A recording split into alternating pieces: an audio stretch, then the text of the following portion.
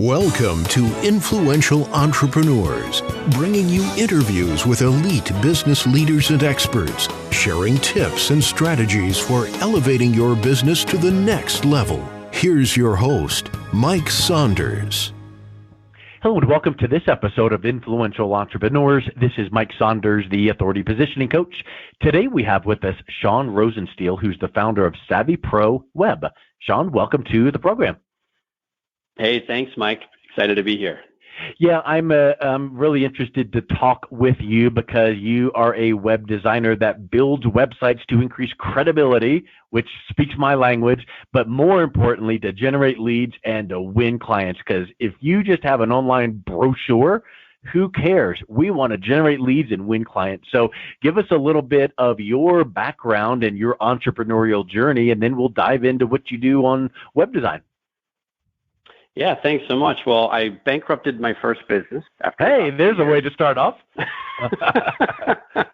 And when I went bankrupt, it was about 30 days before my wedding. So, my poor fiance at the time has gone through thick and thin with me. But I learned, Mike, some of the greatest lessons I could possibly learn in that period of time. And I graduated with a degree in entrepreneurship, came out of school in my early 20s, thought I knew everything, right? And learned some very valuable lessons over the next few years. So very thankful for the experience. Obviously, it's hard to go through for anyone who's gone through that or come close to it. It's not fun. However, looking back now, I'm certainly a better entrepreneur because of that blessing. So ever since then, the only other thing I knew how to do at the time was build and market websites. And I got into that business. My then fiance at the time actually left Target and co-founded that company with me. And we've been doing it for about 14 years now, and we're just super blessed. We serve just incredible high-growth entrepreneurs who are moving at the speed of light, and they're not so interested in the technology and all the tech talk behind websites and digital marketing. Everything, they're interested in the results, and that's exactly what we're into as well. So it's a good fit. So do you do anything at all with bots? With bots? Yeah. No, but I don't even know what you're referring to. Well, so that's good, because if you did, you'd be like, oh yeah, we've got. And my point is, all these things where it's just automated and bots, and you come to the website and it's not even a human, gotcha. And it's like, you know what? Just be real and don't try to sell me something that just be real and have a website that actually works for you and produces results. So the concept of bots is just the distant feel that really you place between your brand and your target audience. And I know that's something that you would highly agree with, is we've got to make sure that the brand is warm, approachable, and clearly understood. Exactly. Yeah, exactly. No, I appreciate you bringing that up. A lot of folks in my space really try to cater to Google and the search engines, and they'll write a bunch of copy that is really good for search engine visibility, but really sort of foreign and like you say, bot feeling to the visitor. So yeah, we want to humanize the experience as much as possible. We want to make sure that we're expressing that empathy towards the visitor, letting them know that we see them, we get them, we understand the problem that they're facing, and ultimately, hopefully, position our own companies as that thought leader or guide that can help them solve that problem, right? And in reality, like I said at the top of our conversation, the problem that your clients mostly have is we want our website to work for us. We want our website to generate leads and ultimately win clients. Now, yes, it can generate a lead and not lead to a new client because maybe your process is broken and your sales reps are, but at least if your website is clear and concise and generating leads, when you then bring the other half of the equation in, which is knowledgeable expertise, that's going to lead to those new clients. So talk a little bit about where you start when you have someone come to you and go, all right, Sean, where do we go? Sure. Well, usually what we've found, Mike, is it's not so much of, clients come to us because they're frustrated for some reason. There's 100 different reasons, and there's a billion reasons to be frustrated with the website, right? Yeah. Because, again, not a lot of people care about the website so much. They care more about lead generation, winning new business, et cetera. So when people come to us, they're usually looking for a new website. That is the problem we chose to solve. We could have solved a handful of different marketing problems that we're very competent in solving, but we went with the website because we felt, that's the one thing we can do best, and we would be comfortable competing against anybody in that space. We've been doing it for so long, and we really do believe that we offer a really nice solution for the clients we serve. So the issue, of course, is, a lot of businesses think, okay, the website's the problem, but the problem is actually the positioning. It's their positioning in the marketplace. Because you could hire the most qualified website person, vendor, agency, designer in the world. And if all they're going to do is position your company online in a way that does nothing but talk about yourself, you're going to lose. It's what so many businesses do. We try to build our companies up online. We try to prove our worth, prove our credibility, display our competency, our accolades, our awards, our recognition, testimony. We just talk about ourselves. And you and I, before the call, were mentioning, StoryBrand. And Don Miller, in that incredible book, talks about, hey, have you ever been on a date and the person on the other side of the table does nothing but talk about themselves? Yeah. What's your reaction? Check, please. Yeah. Right? So we make that mistake when we position our company. So while people come to us and say, oh, we desperately need a new website, it's costing us, incalculable amounts of missed opportunity. I don't know what's going on. There's all this uncertainty. I'm frustrated with my vendor. We say, no problem, we can help you, but let's just take a step back and look at this from 30,000 feet. Let's look at your positioning in the marketplace from a higher level. Yes. Because if we don't solve that, that's the root of everything. If we can solve for that, then all of your sales and marketing communications, yes, including your website, become more effective. They become more engaging. People actually start to listen to you when they ask you, what do you do? You can deliver that message in a way that actually results in them asking for your business card. What a novel idea, right? Yep, because in reality, a website is just a widget. It's just a thing. That's right. I'm not going to say anybody, it's today's business card, right? Yeah, it's literally today's business card. 100%. Many people can get trained to make graphics. Like, for instance, here's an example. My youngest daughter is in college, and she's an English major, but like a digital minor, and she's taking web design 1 and graphic, and she's learned Photoshop. And it's like, okay, people can learn that, but guess what? If that's all you know and you don't know how to make a message to attract your target audience and resonate with your target audience, then that widget, that website, no matter how pretty it is, doesn't do you any good. And that's where you're talking about. And I think that is a missed opportunity for people. Well, and you hit the nail on the head, Mike, because there's so many people that understand the technology behind it, but what they don't have any experience or history in is sales, marketing, influence, persuasion, human psychology, empathy. Yeah. There's so much more that needs to go into our sales and marketing communications. And I don't care if it's a website, business card, brochure, you name it, LinkedIn profile. It doesn't really matter. We can improve so much by adding some of those elements into our messaging. Here's a pop quiz for you, Sean. What's everyone's favorite radio station? I want to say their own. I don't know. Well, it's a trick question, but it's a pop quiz. But I learned it years and years ago from Brian Tracy. I was at one of his live events, and he used this, and I'm like, oh, cool. I've used it a million times since. Everyone's favorite radio station is WIIFM.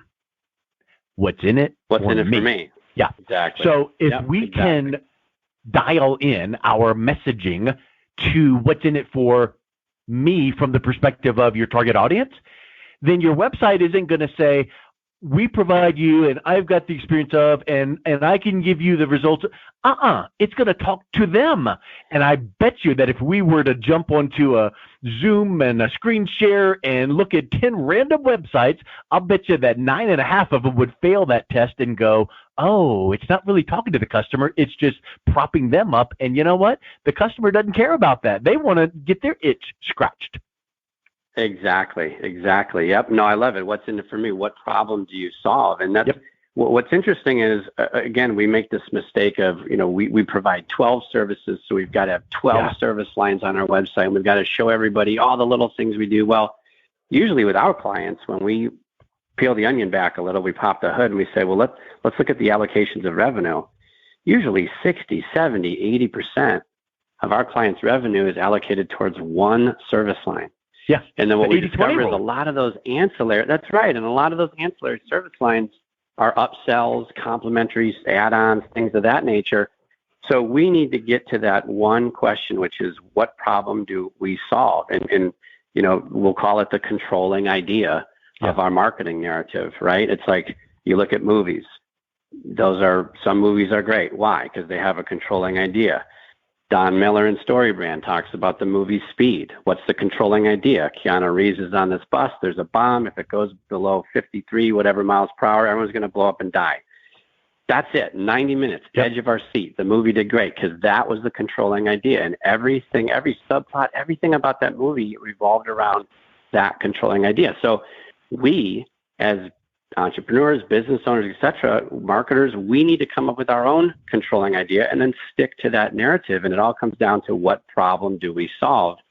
And when we can figure that out and we can articulate it well, everything else just falls into place. We no longer have to have a website with 30 pages with all this complexity and we're confusing and losing our visitors. I mean, how often you go to a website and it feels like you're walking into a Target or a Walmart and you're like, oh my God, there's 100 options to click here. I'm totally overwhelmed. I remember back in the 90s, they would have flash and animation and flashing things, and you're like, oh my word, it feels like I'm in Vegas. We don't need that. And, here's something else you mentioned about, the brands that have, 12 services. Good for you. You've got a value ladder. You've got things you can cross-sell and upsell. But what's the one thing that will move the needle the most right now? If you were to pick your service that moves the needle for your target audience the most, what is that? And then guess what? You focus, that's your controlling idea. And then when you develop the rapport and the KLT factor, the know, like, and trust, now they're your client. You're working with them. You're doing that thing, whatever that thing is. And then you're like, oh, hey, you know what? We ought to think about doing this. Or they go, what's next? And you're like, oh, well, now that you have this widget, this thing, now we need to, and you still can have your 12 things. You just don't blast them with it up front. You're going to confuse them. And I love in the book, Building StoryBrand, when you confuse, you lose. Yeah. Well, and even if you could, even if you did have the 12 things on your website, do you actually have a marketing budget that can support 12 individual campaigns? Yeah. And sustain all of it? Probably not. And even if you did, you'd wind up in 3, 6, 9, 12 months holding an empty bag because you spread the focus out. Yeah. You saturated the focus. And people on your website aren't doing what you want them to do because there's just too many doors to go through and you're confusing people. Okay, so haven't you ever, here's an example of what you just said, because I know that Don teaches about the mental calories. If people have to burn too many calories to figure out what you do, forget it. They're off. They're done. Yeah. They're out. So, I will have people, PR agencies that go, hey, our client so-and-so would like to be on your show. Would you interview them? And they'll email and I'll go, yeah, no. But this one time, this one agent sent me like 8 PDFs with 8 bios, and I literally ignored it. And they emailed later. I was like, let me just explain something to you. I don't have the time to sift through send it to me one by one. And that's exactly what you just said. Even if you have 12 wonderful things, and even if you had a marketing, the fact that they're going to see that, their stomach is going to clench up and go, I don't know where to start. How about this? If you were to, say, in your world, you do wonderful websites and we build websites that produce leads. What if you had a download of a PDF and your call to action was download our free PDF? It is 727 ways to improve your website. And you're thinking, I'm giving so much value. And they're like, I don't want to read 72 ways, much less 7. It needs to be boom, boom, boom, because people are busy. They don't have time for all that. That's right. Yeah, I mean, the number one job of the website, and frankly, I would argue most marketing collateral, is curb appeal for your business. And, that's how I look at it. I used to, when I went bankrupt, I was in real estate, a bad time to get involved in 06, 07, 08. We all got affected by it. But that's the number one job. When you're selling your home, you're trying to sell your service, right? Sell whatever your business provides. When you're trying to sell your home, for example, it's common sense to all of us that we want to maximize our curb appeal. Yes. Well, why aren't we doing that online, right? That's all the website is meant for, is to enhance your business's curb appeal and to eliminate any sliver of doubt in the visitor's mind that maybe you're not the right fit for them. Right? 100%. And guess what? Curb appeal means you're not standing outside the car, sitting on the lawn with a lawn chair studying. You're like kind of cruising through, like it creeping by on the car and just kind of glancing. So you've got to get it in a glance. That's right. That's right. And don't make me think, don't make your visitor think. It's like the moment we start thinking, we start doubting, because that's just our survival brains have been programmed like that for, since the beginning of time. So we need to make sure that our website doesn't force the visitor to think. And to your point, when you have a download and it's 175 and a half ways, good for you that 175 and a half ways, but nobody wants to take 5 hours, slogging through your stuff.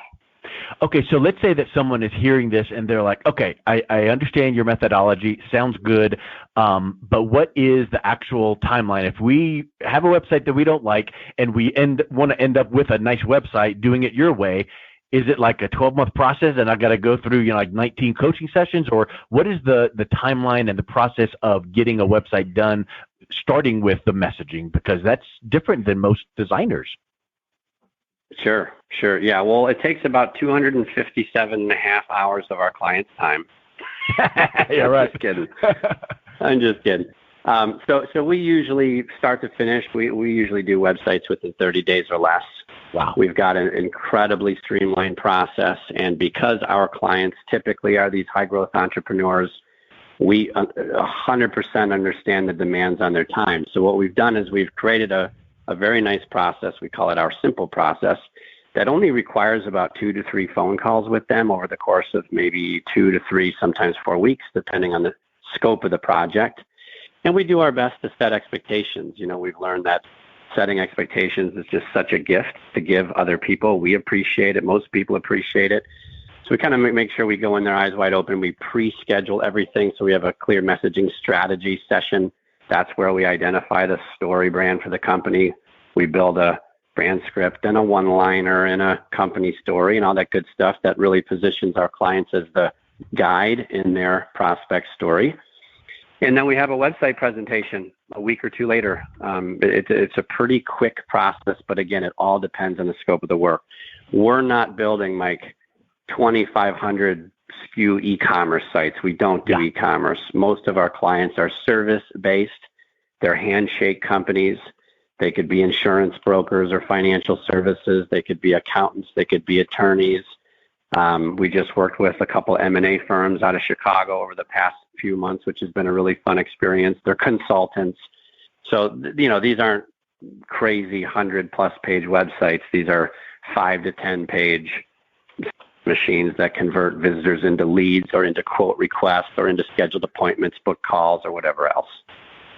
Nice. Well, it kind of made me think, I love the simplicity, the simple system, and 30 days, but it makes me think like, oh, I just want a website, and I get what you're talking about, but I can't take 6 months. Well, can you take 30 days? That's right. I mean, that's right. And in reality, if you went to a traditional designer, they'd take 30 days or more anyway, and you're not going to have I've heard horror stories. Yeah.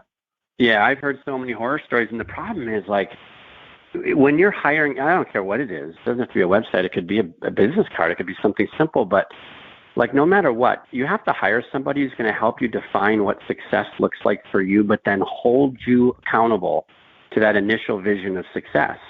And the trouble that so many of us entrepreneurs get, we're idea people. We have 99 ideas a minute. And so the problem with so many other vendors out there is they say yes to everything their clients throw their way. Why? Because it's going to increase the scope of the work and result in a larger invoice. Yeah. So what we do is we have a scope confirmation where we get really clear, and up front we set those expectations. Look, we know you have a lot of wisdom. We know you're brilliant and everything else. We appreciate you so much. You're going to throw ideas at us through this process, and we're going to throw them back at you and say, put them on your list, and we're going to revisit those in phase 2. Yeah. But if we say yes to those now, we're risking blowing the deadline and missing phase 1. And before we know it, 6 months goes by and your website's not launched. that's doing you a disservice. Yeah. You know, you don't have anything, much less the ones with all the bells and whistles. So I think that's right. That's spectacular. So what I would like to say, Sean, is this is kind of like a 180-degree turn from a typical website designer. So if someone is listening to this going, you know what, I do need a website refresh or upgrade, but I want one that's going to really position me as that credible expert and actually generate leads so that my team can come in and win clients. What's the best way that they can reach out to you? And then do you offer any kind of a assessment or any kind of tool that way? Sure. Yeah, absolutely. Well, I think the first thing is invest $12 and go buy yourself Building a Story Brand by Donald Miller, because I think that's the most powerful communication framework that I've ever, I've been studying this for 20, 25 years, never come across a communication framework that potent and powerful and simple too, right? As you know. So that would be number one. If you're unfamiliar with it, get familiar with it. Number two is you can come to our website, savvyproweb.com. We've got a couple of helpful resources there for you. And also you can find me on LinkedIn. Just search for Sean Rosensteel and I'll come right up. Awesome. Well, Sean, thank you so much for coming on. It was a real pleasure talking with you, and wish you all the best. Hey, Mike, thanks so much for having me. It was a pleasure.